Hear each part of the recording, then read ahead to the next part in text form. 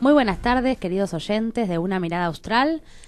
Hola Pepe, ¿cómo estás? Buenas tardes. Hola Erika, buenas tardes. Hoy nos fallaron algunos de los invitados, pero pueden llegar en cualquier momento. Así es. Pero mientras tanto arranquemos nosotros. Así es, estamos a la espera de nuestros invitados de lujo para el día de hoy, para continuar profundizando los temas que comúnmente tratamos aquí en Una Mirada Austral, en esta propuesta de programa en el que nos ponemos como objetivo el desarrollar los temas estratégicos, los temas nacionales. Ahí viene nuestro invitado. Bienvenido, Mariano. Bienvenido. Por favor, sentate acá, sentate. Te estábamos esperando. Lo que pasa es que está el embotellamiento de tráfico, sí. Embotellamiento de tráfico, no de otras cosas. Orgullosos que venga y de conocerte personalmente, estimado hermano, que tanto te sigo. Y disculpame que te interrumpí, no, Erika, pero voy a entrar a él. Y tantas campañas antárticas, y para hablar sobre todo, ahora que vamos a tener invitados a los usurpadores ingleses en nuestras bases, ¿no?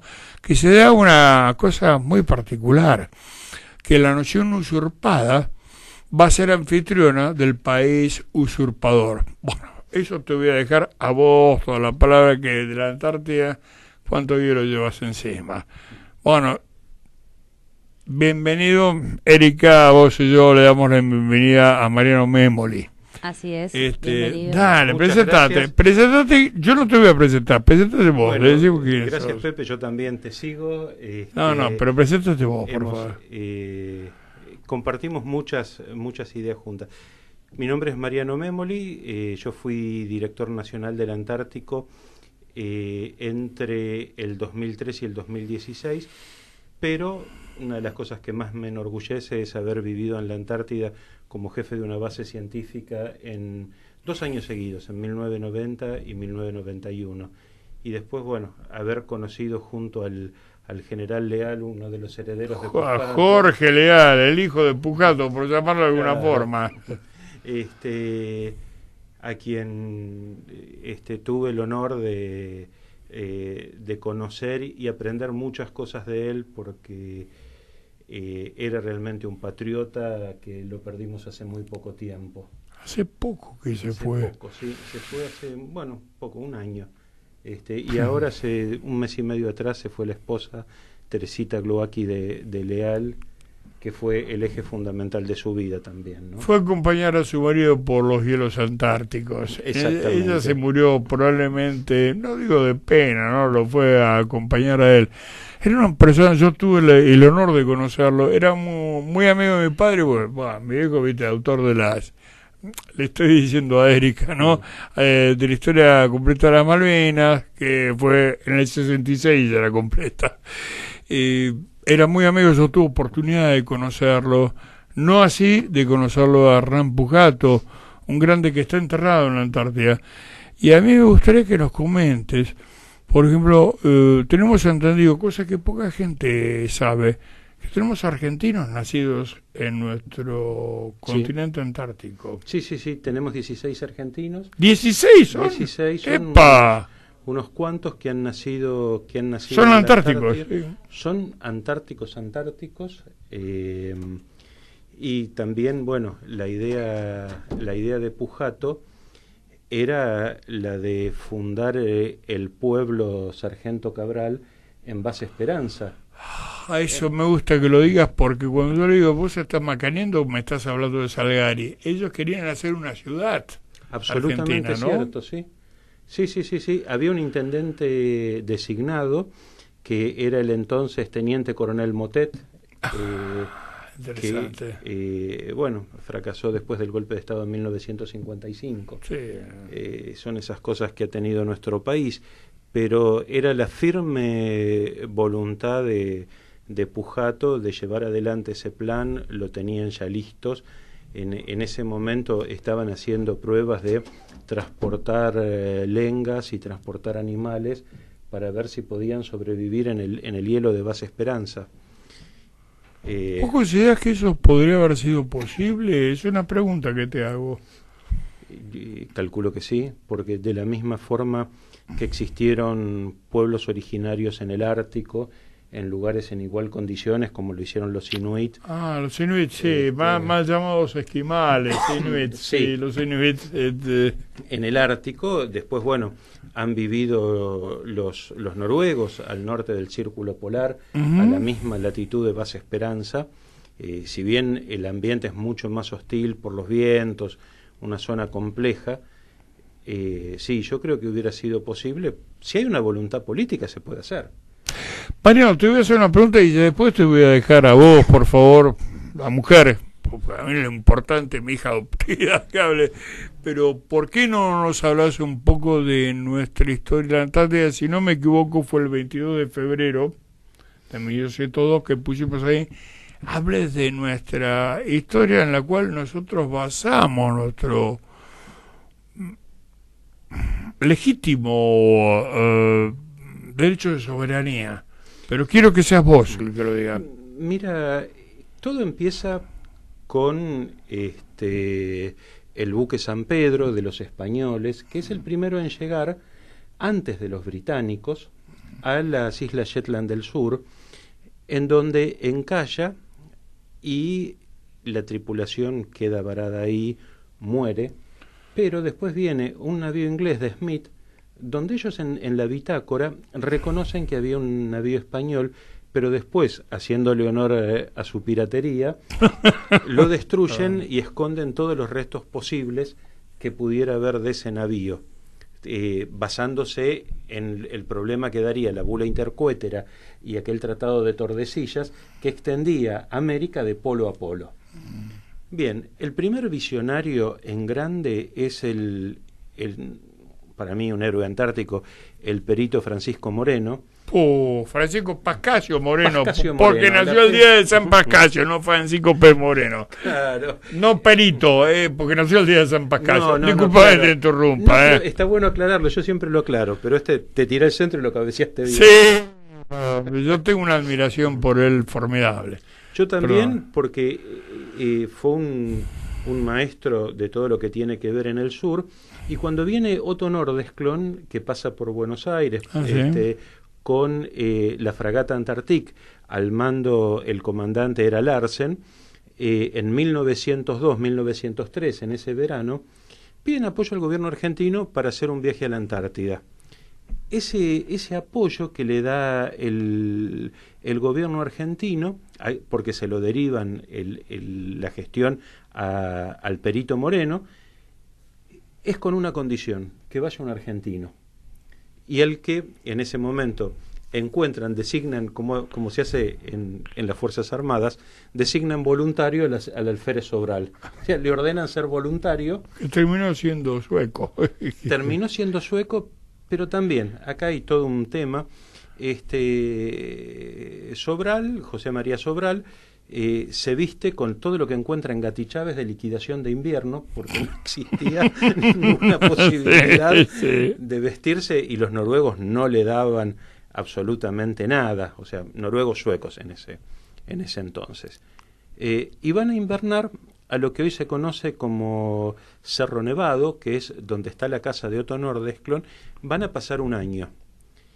Viven en una casa que tendría 6x6, ahí viven 8 personas.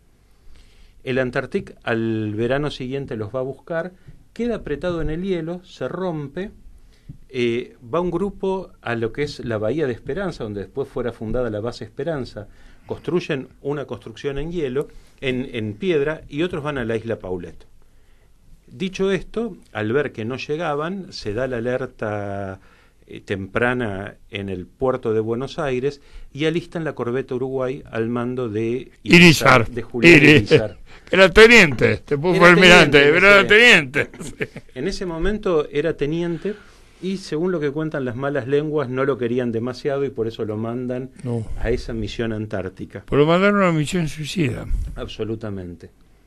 Y fue una misión heroica.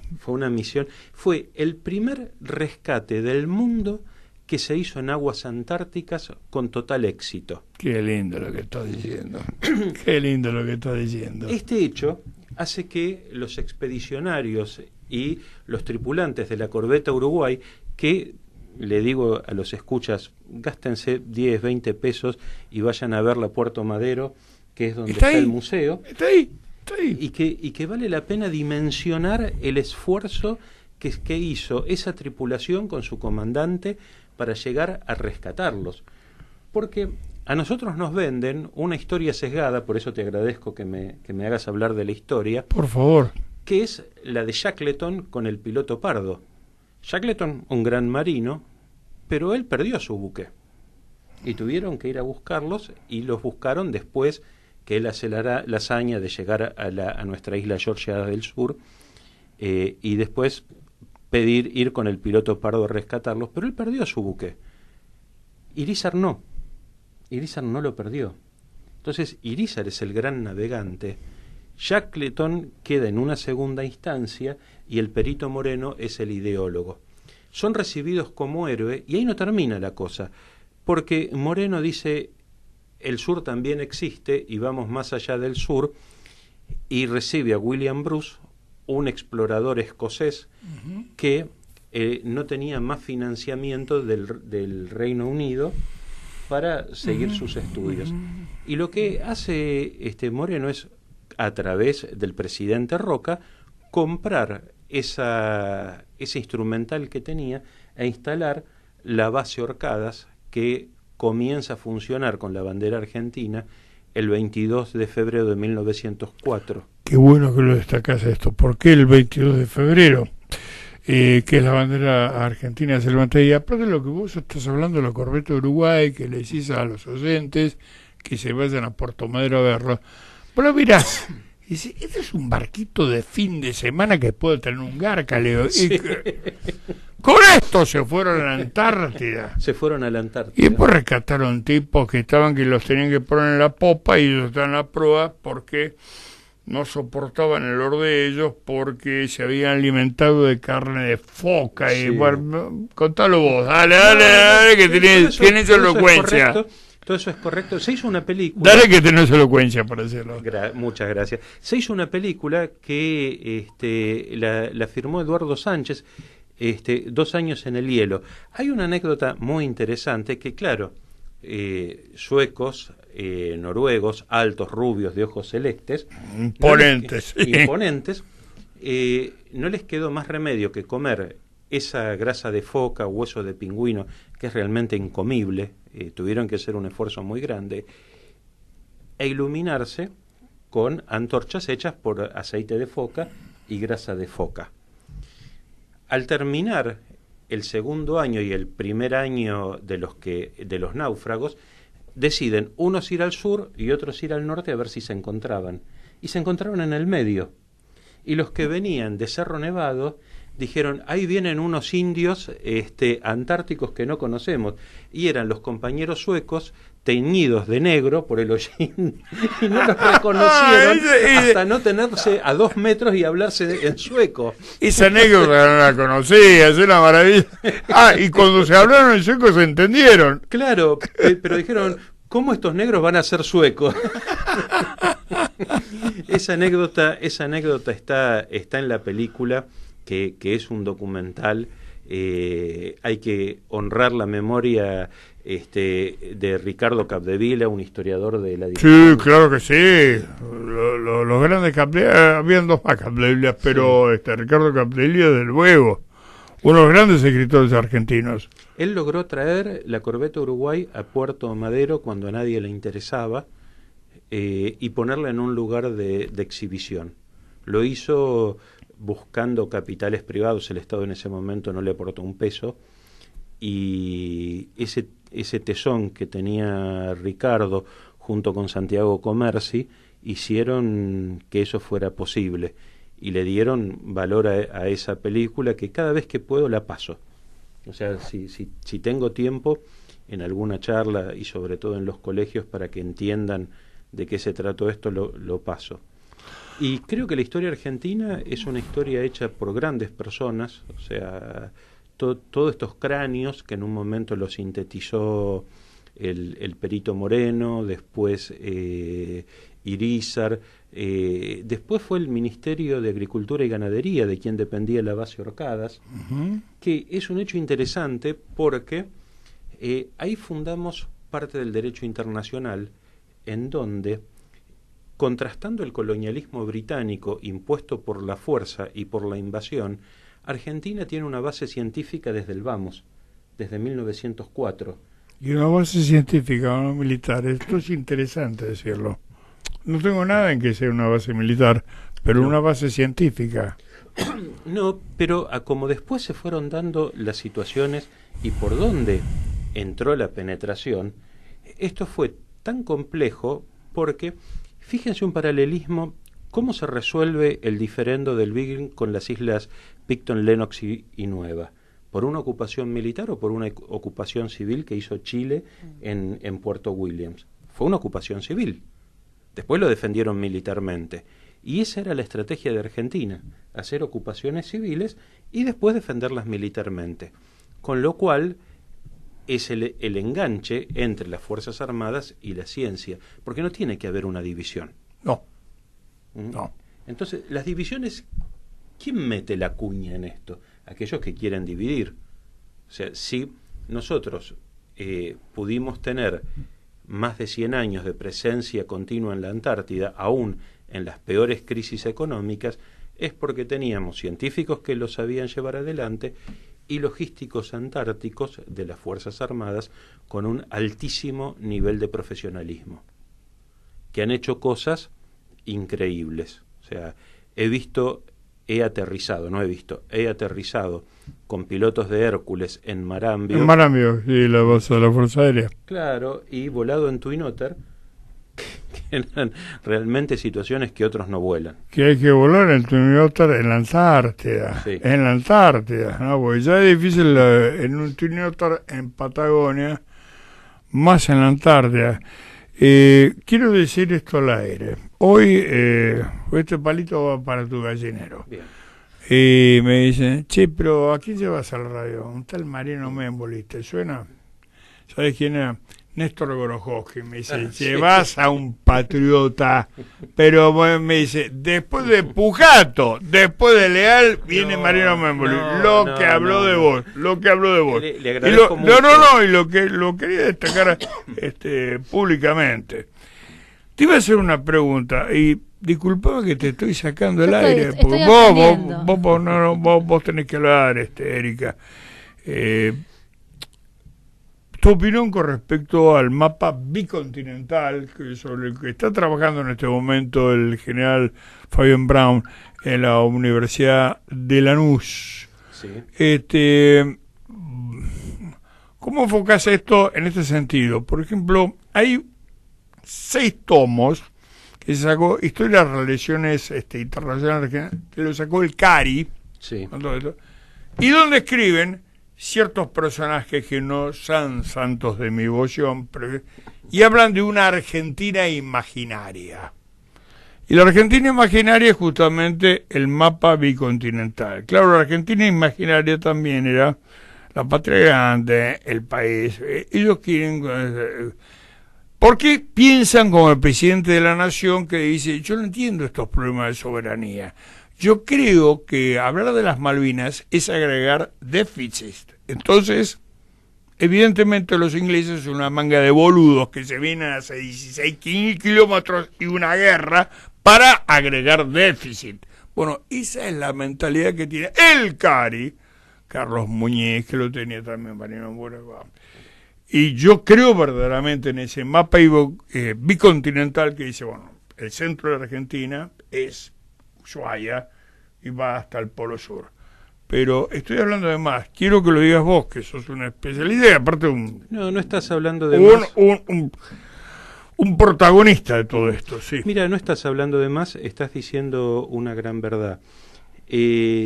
Cuando entré por primera vez al despacho de Leal, me di cuenta que la Antártida estaba arriba en un mapa mundi que él tenía. El mapa invertido, sí, Claro. que tanto nos gusta, que es el de... Y este palito va para tu gallinero, de Torre García, que está a vuelta. Y la Antártida arriba y la Argentina abajo, disculpa. Claro, entonces eso también genera ¿por qué el norte está arriba si en el espacio no hay un arriba y un abajo? No, en el espacio no. Estamos no. todos arriba de la Tierra y no nos damos cuenta. Eso también es una medida que lleva a la dominación. Los británicos en 1928, si no me equivoco, el embajador británico le escribe una carta al rey diciendo que hay que solucionar ese tema de la base Orcadas que interrumpía la continuidad entre las Islas Malvinas. Me resisto a llamarlas Falkland, pero lo aclaro porque el término utilizo es el otro. Te entendemos. Había una interrupción de la continuidad geográfica entre las Malvinas, Georgias y Sandwich y la Antártida. Entonces aquellos ya preparaban ese mapa en donde los territorios de ultramar pertenecían al Reino Unido. Lo que hay que hacer es generar que no exista una continuidad entre la Antártida, las Malvinas, Georgias y Sandwich con la Argentina sudamericana, que es así como la llamamos. Ese mapa, que lo hizo muy bien el Instituto Geográfico Militar en su entonces, el Instituto Geográfico Nacional, con el agrimensor Címbaro, dieron origen a que justamente todos estos estrategas de chocolate caliente, porque no son de otra cosa, ni siquiera capaces de tomar el té con los británicos y no aprenderían lo que es estrategia de verdad, empezaron a criticarlo y nos pegaron muy duramente por el mapa bicontinental. En 1947, cuando se escribe el TIAR, que para lo único que funcionó es para esto, o sea, la real importancia, se incluyó la Antártida sudamericana. Y al ser sudamericana inscripta en el TIAR, ya quedaba fuera el Reino Unido, con lo cual Estados Unidos después no supo qué hacer y cómo dar marcha atrás, porque se dieron cuenta que le habían metido un troyano dentro de ese tratado internacional que fue ratificado, que era esa Antártida sudamericana, a la cual después Perón le da un marco ideológico en donde dice, se podrá hablar si la Antártida es de Chile o es Argentina, no quedan dudas, pero lo que no se puede poner en duda es que no le compete ese territorio, no le corresponde a ninguna potencia del hemisferio norte. Sí, habla de la Antártida sudamericana. En su momento hablaron de la Antártida sudamericana porque había que acordar con Chile el diferendo en forma pacífica. En ese momento, en 1953, para que se dimensione por qué Perón lo llama el magno asunto, el tema de la Antártida, el propio Churchill ordena a la fragata Big Bay que vaya a la isla de Excepción a tomar prisioneros argentinos y chilenos, y lo hacen. Es un acto de guerra. Ese es un acto de guerra. Churchill no comía vidrio, no era un improvisado, entendía muy bien de qué se trataba, y eso se lo transmite mal a Perón el almirante Panzarini, que era el comandante antártico conjunto en ese momento, y que después del golpe de Estado es el primer director del Instituto Antártico Argentino en lugar de Pujato, que esto lo leí yo, en mi despacho estaba ese libro, que decía que iba a dar clases al club inglés para exponer cómo iban a ser las nuevas relaciones argentina o británico.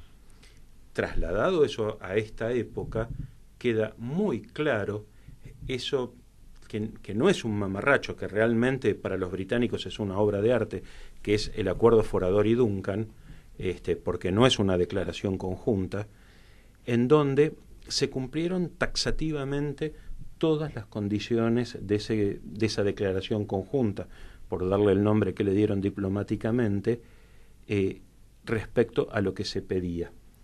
Dentro de lo que se pedía, por ejemplo, hubo un territorio que los nazis denominaron Nueva Suabia, que era un territorio en donde, eso lo describe muy bien Pablo Fontana en su libro La pugna antártica. La pugna antártica de Pablo Fontana, estudió en mi facultad en Filosofía y Letras, muy lindo libro, que la tapa está Perón, está Ibañez del Campos, y hay un capítulo, disculpa que me meta, pero es la nueva Suabia, sobre todo los que yo llamo los bolinazis, ¿no? Todos estos tipos que están que consideran que los platos voladores salen de ahí porque son la creación de la ANRB, División Científica de la Waffen-SS, que son camaradas, y que Hitler está en la animación superior. No, hay un grado de locura terrible. Sí, lo leo. Vamos, lo leo. Sí, lo leo. Pero Fontana es un hombre serio. Sí. Se dedica a hacer los hielos continentales, un hombre joven, y es excelente libro ese, y sobre todo habla de un incidente que hubo justamente en nuestra Antártida Argentina con los ingleses, que nuestra gente lo rechazó a balazos. En Base Esperanza, sí. Exacto. Ahí, ¿cómo está esto? ¿Cómo fue? No, es que en ese momento, o sea, esto es antes de Big Bari Bay, pero voy a comentar, los nazis tenían intenciones de dominar la Antártida. ¿Por qué? Por la pesca de ballena, para la utilización de la grasa de ballena para obtener glicerina y hacer TNT, o sea, para armar explosivos. Trinitro-tolueno. Sí, Trinitro-tolueno. Trinitro-tolueno. Entonces, Dinamita. Y utilizar para las explosiones. Lógicamente, cuando se acaba la Segunda Guerra Mundial y comienza un nuevo orden internacional, Argentina busca posicionarse en la Antártida. Entonces comienza esta operación, que es la Operación Tabarín, donde el enemigo era Argentina. No era que buscaban nazis o que buscaban solucionar los problemas que estaban ocurriendo en la Segunda Guerra Mundial y posteriores, sino que era instalar una base británica al lado de las bases argentinas. Y en su momento, cuando quieren hacer eso, los ven bajar en lo que era el destacamento naval Esperanza. En ese momento no era ahora es Ejército quien administra esa base. Los ven desembarcar y les dicen que se vayan. Los ingleses no se van y los corren a tiros. No los tiraron a matar, porque los hubieran matado. No, pero les dieron un aviso, y eso es poco conocido, y está en el libro excelente de Fontana, sí, que se lo bancó de su propio bolsillo. Eso de Nueva Suabia también es algo bastante interesante, inclusive sobre eso, desde la literatura, nuestro común amigo Abel Pose escribió algo, porque obviamente el Tercer Reich tenía una concepción muy geopolítica. No olvidemos que el creador de la geopolítica es Karl Schoffer. Entonces ellos tienen una concepción del mundo impresionante. Lo que parece que no la tienen son nuestros gobernantes, al menos los que están, me hago cargo de lo que digo, va por mi palado, ¿no? Lo que están actualmente. Pero claro, ellos no tienen una bandera argentina en la sola país. Ellos tienen acá una cantidad de barras para poder ver. Pero en fin, me estoy disparando del tema. Perdóname, Mariano. No te disparas del tema. Tiene una concepción globalizante, no nacional. Yo ayer estuve nacionalismo, globalización y etnicidad, y bueno, ¿qué es la cuestión de los estados nacionales? Perdóname, Mariano. No, nada que perdonar, porque, a ver, en todas las reuniones multilaterales que asistí en el exterior, conocí a reyes, a presidentes que se ocupaban de abrir estas reuniones donde se hablaba de cómo se maneja el continente antártico. Uh-huh. Entonces, como vos decís, no es un tema menor. O sea, los chinos deben ser todos estúpidos porque están invirtiendo millones de dólares en las bases antárticas y en posicionarse, a tal punto que Australia empieza a tener problemas para explicar qué hace China metiendo bases, cada vez más bases, en lo que ellos llaman el territorio antártico australiano. Y son también muy nacionalistas los australianos respecto al tema de la Antártida. Eso tiene una proyección antártica, ¿no? Sí. ¿Tiene un territorio nacional antártico? Sí. Digo, porque nosotros tenemos que llamamos la península de San Martín y, bueno, que es la península de Graham, ¿no? Que nosotros en el territorio de San Martín los chilenos le dicen península O'Higgins. Sí. Pero estoy mirando el mapa y me voy para abajo. Los australianos, ellos también en proyección. Los australianos, a ver, el Commonwealth, no sabía eso, el Commonwealth reclama el 64% de la Antártida. Ah, bueno, varón. Perdón. Para que quede claro, porque también lo hace Nueva Zelanda, Claro que está al lado. que está al lado, que le dejaron un 3% de la Antártida a los franceses, Sí, porque ahí pero- están las Islas Kerguelen. Claro, pero los franceses también. Absolutamente. Ah, qué interesante. Absolutamente. Son 7 los países que tienen pretensiones territoriales.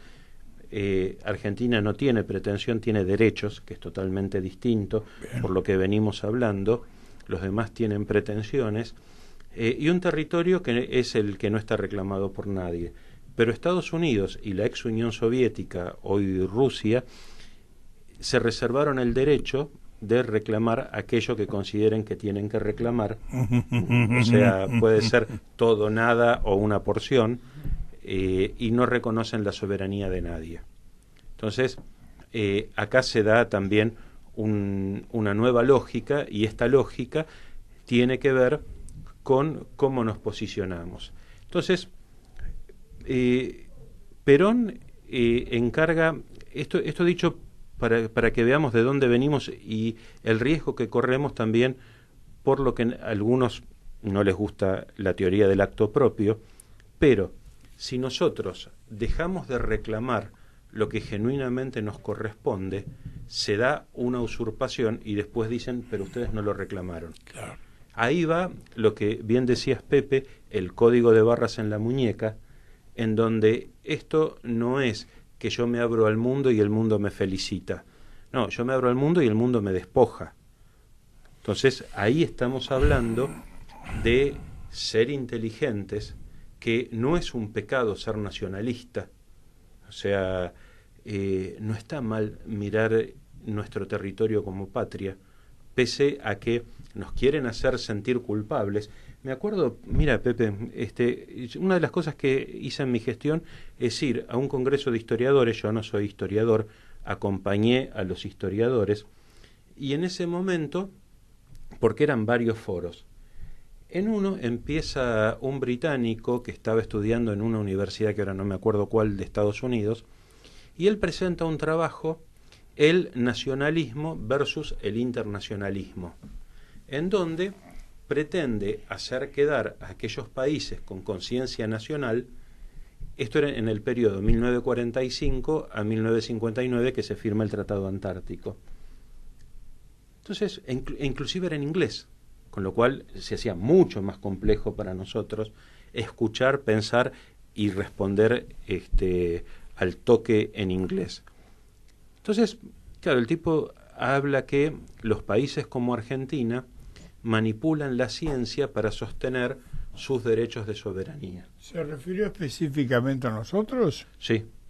Dijo la Argentina que manipula la ciencia para Sí. bien, En ese periodo. Entonces bien. nos ponía como nazis. La verdad era como Sí, es lo más fácil. Ese era el fin ulterior, porque en esa época o se era del lado correcto o se era nazi, después era comunista, después o era narcoterrorista. soviético o estabas con el atlantismo, y si no estabas en el medio, vos sos nazi. Claro, entonces bueno, salen con eso, y lo que se me ocurre responderle en ese momento es... Perdón que me ría. No, pero vale la pena es tan reírse, torpe, porque- es para reírse, ¿no? Pero esto es constante. Esto Sí, y es una anécdota. Constantemente aplican eso. Entonces lo que le respondí es, miren, Argentina sí basa su reclamo en la ciencia que genuinamente le corresponde y ha hecho desde siempre, mientras que el internacionalismo se unió para tirar bombas atómicas en poblaciones civiles. A partir de ahí... y bueno, pero si ellos son pesados, nosotros también tenemos que responderle. La tiraron en Hiroshima y Nagasaki, que no eran ciudades industriales para el aparato militar japonés. Y aparte la tiraron en Nagasaki sobre todo porque era mayoría católica. Había mucho que ver con todo eso. Pero en fin. Pero, a ver, entonces hay que poner en contexto la situación. Por eso hablaba de la visión del perito Moreno, cuando pone Orcadas como base científica, la visión de Perón, que en 1946 ordena a la Cancillería argentina escribir sobre la soberanía argentina en la Antártida y saca ese libro fantástico que casi me lo sé de memoria porque es mi Biblia, respecto a lo que había que hacer, y después la visión que tuvo Eva Perón cuando lo recibe a Pujato en la Embajada de Bolivia, y ahí Pujato expone, en base a lo que venía conociendo de lo que armaba Perón en la política internacional, que no era menor el tema Antártico y Malvinas, y Pujato crea el Instituto Antártico Argentino el 17 de abril de 1951, antes que el CONICET, que se llamaba CONITIC en aquel momento, y las Fuerzas Armadas como el sostén logístico para seguir adelante con esta visión antártica. Entonces, Perón une, no divide, no genera antinomias en donde no podemos estar todos juntos. Las antinomias vienen después. Esto genera muchos problemas al establishment internacional, que bajo ningún concepto quería resignar la soberanía, la falsa soberanía. La ocupación. Claro, la usurpación. Que ellos querían seguir sosteniendo la usurpación de los territorios australes argentinos. Qué importante lo que dijiste recién con el CONICET, porque en realidad el CONICET lo crea Perón. Sí. Y el que lo destaca bastante era Enrique Oliva, más conocido como François Lepot, porque tuvo que utilizar ese seudónimo en Francia, donde tuvo que estar exiliado, porque si no lo mataban acá. Y él se comienza, que cuando comienza también todo el proyecto atómico argentino, que si tiene desarrollo es porque hubo continuidad. Pero qué bueno lo que dijiste, Mariano, pues está destacando que el CONICET no lo creó Lelvar, lo creó el peronismo. Lo creó el peronismo, sí. Lo creó el peronismo. Mariano. Eso lo puede decir el primer rector de la Universidad del Comahue, nuestro querido amigo y compañero Enrique Oliva, más conocido como François Lepot. Disculpame que te interrumpí, pero lo que pasa es que vos metes el pie para levantar justamente los grandes olvidados. Hay gente que ha sido ninguneada, así como estamos hablando de Leal, como estamos hablando de Rampujato, ¿no? Sí, resulta que en nuestra historia todo aquel hombre o mujer que quiera hacer que busque una epopeya o que construya una epopeya termina siendo ninguneado, ¿no? No hay monumentos para y siguen siendo olvidados. Te quería preguntar, Mariano, respecto, por ahí una pregunta más escolar, respecto a tu formación y cómo es tu recorrido dentro de esta historia, digamos, qué has estudiado, qué te ha llevado a desempeñarte en una tarea tan importante como dirigir el Instituto Antártico, y además quería consultarte por algo que a veces muchos jóvenes, bueno, o no tan jóvenes, nos preguntamos, porque es como un enigma la Antártida, digamos, cómo es la vida ahí, cómo se accede a poder ser parte de este tipo de expediciones, de este tipo de empresas, porque a veces lo he hablado con amigos de mi edad, tipo, che, qué bueno sería ir a hacer patria a la Antártida, pero no nos imaginamos cómo es, digamos. Mira, lo mío se llama rebote del destino, ¿no? Porque qué sé yo, si uno está predestinado, y a lo mejor sí, a lo mejor no, qué sé yo. Mi abuela se llama Nieves, mi madre se llama Nieves, yo soy médico. Estaba haciendo la residencia en el Hospital Antártida, aquel que estaba, que cerró después en Rivadavia y Acoite, en cirugía general. Quiebra el sanatorio, me quedan 6 meses de sueldo adentro, empieza una huelga, y viene un amigo y nos muestra un recorte del diario en donde pedían médicos para ir a la Antártida. Como siempre me gustó, siempre tenía esa idea, dije, bueno, esta es mi oportunidad. Entonces fui y me anoté junto con mis amigos para ir a la Antártida, porque queríamos ir a la Antártida. En su momento yo pensaba en irme a vivir al sur, o sea, ya venía con esas ganas. Le gano por concurso a mis compañeros, y me recibe el teniente coronel Luis Fontana, nada que ver con Pablo Fontana, nada que ver, que fue el enlace entre Pujato y Perón. Él participó de la fundación de la base San Martín en 1951, o sea, era un viejo académico, cascarrabia, pero lo quería y nos queríamos mucho, nos llevábamos, pero espectacularmente bien. Y claro, ahí me empiezo a dar cuenta de dónde me estaba metiendo. O sea, ¿cuál era el lugar que me estaba poniendo? Si querés decirle que me puso Dios, o a dónde accedí. Y después me recibe el general Leal. Y ahí empecé a aprender en serio la historia antártica, y me hizo muy bien el que no haya tenido relevo a fines del año 90 y me haya quedado casi todo el 91 también. O sea, no tuve relevo, me quedé, me lo pidió Leal si me podía quedar, porque pagué derecho de piso en mi primer año de gestión por desconocimiento, hay que decir la verdad, ¿no? Me recosté mucho en amigos que me dieron una mano, y después empecé a entender cuál era la lógica, porque en la base que yo estaba, en aquel momento se llamaba Giovanni, hoy se llama Carlini. Giovanni, no tengo ningún juicio de valor, al contrario, aprecio mucho lo que hizo el teniente Giovanni, pero nunca estuvo en la Antártida. Esa pregunta te iba a hacer justamente. Yo conocía esta anécdota, pero me interesa que lo conozcan los oyentes, ¿no? La base de Giovanni, ahora es Carlini. Ahora es Carlini.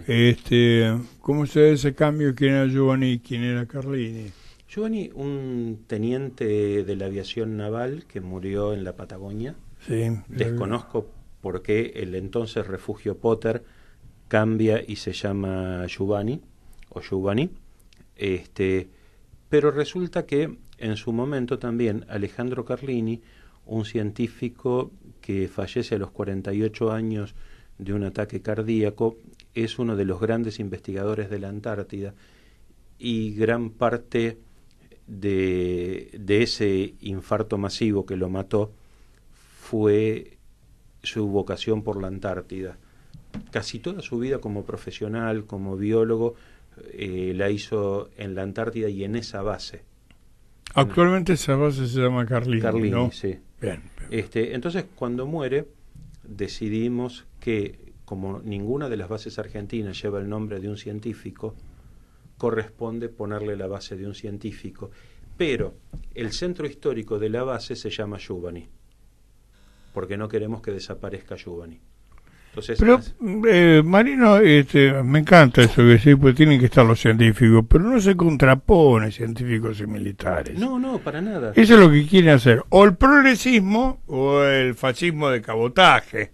No se contrapone, inclusive hemos tenido grandes militares que eran científicos.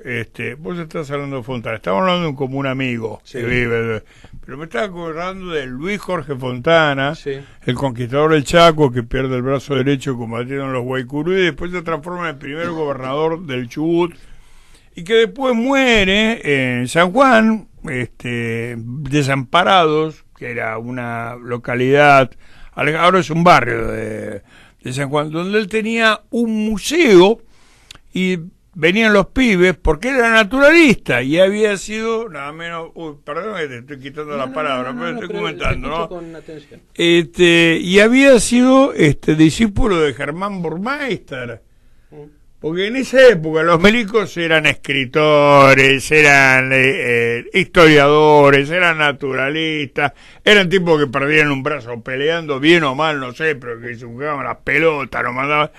Eran increíbles los viejos milicos nuestros, ¿no? Y en cierta forma, bueno, el Perito Moreno, que era un hermoso hombre en todos los aspectos, no fue milico, pero es el tipo que ingresa a la Patagonia antes de Roca, él va desarmado, después viene Roca con el ejército. Si es la conquista ahora, yo después quiero hablar con vos de esto, porque estamos organizando en el Instituto Nacional de Investigaciones Históricas Juan Manuel de Rosas, que cumple este año 80 años de historia del primer ministerio, una jornada sobre, si vos querés, más llamada conquista del desierto u ocupación de las fronteras interiores. Entonces la Antártida la tengo para vos. Antártida y Tierra del Fuego sos vos. Después quiero traer gente del Instituto Nacional de Antropología y Pensamiento Latinoamericano. Le pusieron eso para darle laburo a un filósofo, ¿no? Y también gente del círculo militar. Entonces que vengan dos milicos con las charreteras, que todo aquello, que vengan los antropólogos. Perfecto, ¿sí? Quiero lo que pretendo es fomentar, queremos, porque lo estoy haciendo con ella, fomentar, no una polémica, porque polémica, pero un debate. Porque la patria somos todos. Sí. Es un poco, mira, hay un tipo que a mí no me gusta mucho políticamente, pero debo reconocer que escribe bien, ¿no? Que era Jorge Luis Borges, ¿no? Que es la patria. La patria no es nadie, pero la patria somos todos. Sí. ¿Viste? Eso. Entonces quiero que se fomente el debate. Desde ya que para Antártida y Tierra del Fuego, el territorio de otro grande que nos estamos olvidando, que es Luis Piedrabuena, que es la isla de los estados, porque el perito de Luis Piedrabuena murió a los 50 y pico de años. Bueno, eso es tuyo. Que es Atlántico Sur, porque no puedo escindir yo la Antártida de lo que es Malvinas y el Atlántico Sur. Y obviamente tampoco de Tierra del Fuego, porque aparte, la Antártida es parte de la provincia de Tierra del Fuego e islas del Atlántico Sur. Disculpame que te saqué el micrófono. No, porque me pones en otro tema que está muy bien. En ese momento decidimos ponerle el nombre Carlini, justamente porque ningún científico estaba presente en la Antártida. Tiene que estar. Creemos que tiene que haber un todo, pero de la misma forma en que yo no cuestionaría y no le cambiaría el nombre a la base Marambio. Obvio. Porque Marambio fue un antártico realmente importante, como aquellas otras bases que tienen nombres de militares muy probos. Hablamos de militares de la Marina con pensamiento browniano, sanmartiniano, no de... Yo alguna vez se le pondría Olesa, ¿te acuerdas de Olesa? Por supuesto, ¿cómo ¿Te acuerdas de Olesa? El vuelo... Pero también hubo paleontólogos argentinos que descubrieron especies de la época del Jurásico ahí. Y los dos están juntos. Aparte duermen juntos, se maman juntos, apolillan juntos, porque no puede salir a pasearlas, va a ser la Antártida a 40 grados bajo cero, ¿eh? Claro, era lo que yo le estaba preguntando, cómo era vivir ahí. Y si todos, digamos, si cualquier argentino puede acceder o está limitado a ciertas profesiones específicas. No, mira, la idea es que de a poco puedan acceder todos los argentinos a la Antártida, entonces que cada uno se dé un poco de espacio, porque por ejemplo van maestros de Tierra del Fuego para marcar presencia en la escuela 38. Bien, lindo, qué buen detalle que haces. O sea que puedo ir. Esa es mi pregunta. No te va de docente. Yo también quiero ir. ¿Se puede visitar las bases rusas? No, me refiero porque yo vi lo que era la hinchada femenina rusa, ¿no? Femenina. Creo que hay una... esta lo digo en broma y también lo digo en serio.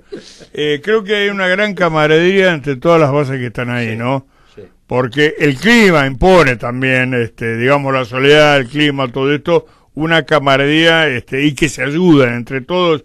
Si hay un hombre que tuvo un accidente, van todas las bases, supongo, ¿no? Lo hemos hecho con los británicos y los británicos lo han hecho por nosotros. Claro, ahí sí. Ahí no son británicos, son seres humanos. Ahí, bien. Somos todos seres humanos. Exacto. Pero esto, como lo hablamos una vuelta con esos británicos, que cuando estuvieron en territorio argentino decían Malvinas Falkland, lo cual, que digan Malvinas adelante de Falkland, era toda una concesión. Ganado. Perdón, ¿ellos dijeron Malvinas? Sí.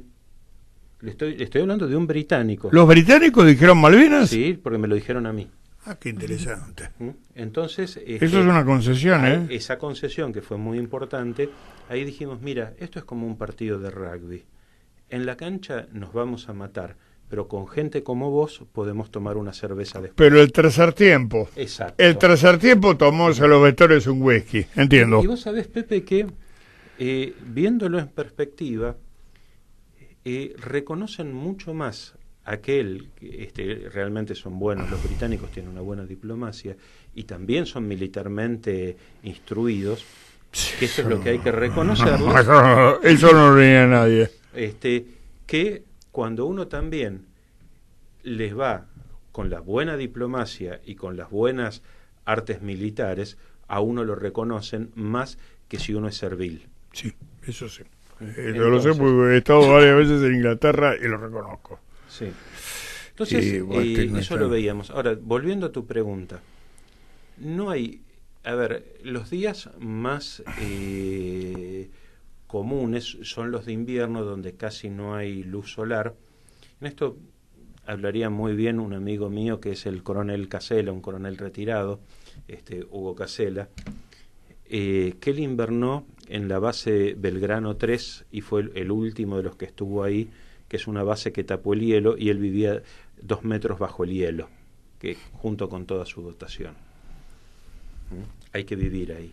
Hay que hablar con los que van a la base Belgrano 1, los que van a San Martín, los que van a Orcadas, que están absolutamente aislados, sobre todo San Martín y Belgrano, en donde esto depende mucho de la inventiva del jefe de base y cómo se pueda conducir un grupo. Entonces, si el grupo a la noche llega cansado, que ese es el objetivo, duerme bien, descansa bien. En mi caso puse una reunión a las 7:30 de la mañana un día lunes y todos me decían, pero ¿para qué tan temprano? Si la podemos hacer más tarde. Nunca les dije hasta que terminé mi gestión que esa reunión era para que justamente estén enojados conmigo porque finalizaba el domingo y empezaba el lunes. Porque si no es carcelario el sistema. Perdés la noción del tiempo. Claro, uno de los que maneja poder es el cocinero. Totalmente. El cocinero te cambia el humor de la gente. El médico es el brujo de la tribu que atiende más problemas sociales y sentimentales que problemas médicos. Cuando hay problemas médicos son en serio y hay que atenderlos bien. El radio, bueno, ahora ya eso no existe más, pero yo sí tenía, o sea, hoy hay internet en todas las bases y funciona el WhatsApp. Ah, bueno, listo. Entonces ya... Estamos con el pero mundo. entonces, el radio operador, qué interesante lo que estás comentando, yo te estoy escuchando. Me estoy imaginando una novela de Julio Verne o de Emilio Salgari, ¿verdad? Bueno, pero ahora es con internet y con claro, Facebook. pero los grados de aislamiento que han vivido ellos, Claro. no somos muy viejos, vos y yo, Mariano, pero ya tenemos nuestros años, ¿no? Hace 20, 30 años, yo tengo 61, pero por el caso que me hubiera tocado ir a la Antártida a los 30 años, un hombre joven, todo esto. No existía nada de lo que vos das, no existía internet. No, claro. Internet apareció después del 80, después de la guerra de las Malvinas. Sí. Después de la guerra de las Malvinas. Sí, se popularizó. El aislamiento terrible. Claro que uno tiene, yo siempre tuve la fantasía, ¿no? Que quedo herido y me viene a rescatar un helicóptero con 2 enfermeras rusas que por supuesto nada de eso no existe, ¿viste? Baja un ruso de mierda mamado. Barbudo. Sí. Yo siempre soy la que doy la mala noticia. Que estamos terminando. Llegando al final de nuestro programa y siempre nos queda corto y siempre nos falta tiempo para profundizar. No, pero Mariano está permanentemente invitado porque tiene mucho más para contarnos, para contarnos. Y quedamos con muchas preguntas. Quedamos muchas y para desarrollar, ¿viste? Perdóname. 30 segundos, Dale. porque esto también es una mala noticia. Una de las cosas que salió era el proyecto Pampa Azul, que era una ocupación científica y pacífica del Atlántico Sur para poner un límite norte, sur, este y oeste en Malvinas, Georgias y Sandwich. El gobierno actual recortó en un 80% el presupuesto del Banco Burbut, que es un banco, un área marina especialmente. Sí, lo ubicamos en el mapa. Mancurá, lo recortó. Y en los 60 años del Comité Científico de Investigaciones Antárticas, el SCAR, que nos sentíamos mal si el Instituto Antártico mandaba 15, 12 científicos, era muy poco para nosotros, este año mandaron 2, contra 400 norteamericanos, 200 del Reino Unido, 160 de China, valores que saqué. Sí, pero reales. no es inocente que no es inocente para nada. No es inocente que hayan hecho. La verdad que era lo último que quería decir para que quede y es un dato. No, y de esto vas a hablar en otro programa que vamos a hacer. Desde luego te tenemos presente, Mariano, para estas jornadas que vamos a hacer en Instituto Juan Manuel de Rosas. Será un honor. La Antártida, todo lo que es Atlántico Sur, vos estás hablando justamente el más llamado estrecho de Drake, que es el estrecho de Roses, porque así lo bautizó el español que lo descubrió. De todo esto vamos a esperar y vendeme una mordaza a mí, porque hablo demasiado, pero cuando vos hables se encargan otro y habla el doctor Memory. Muchísimas gracias. Gracias a ustedes. Gracias, Mariano, gracias, bienvenido, siempre soy bienvenido acá.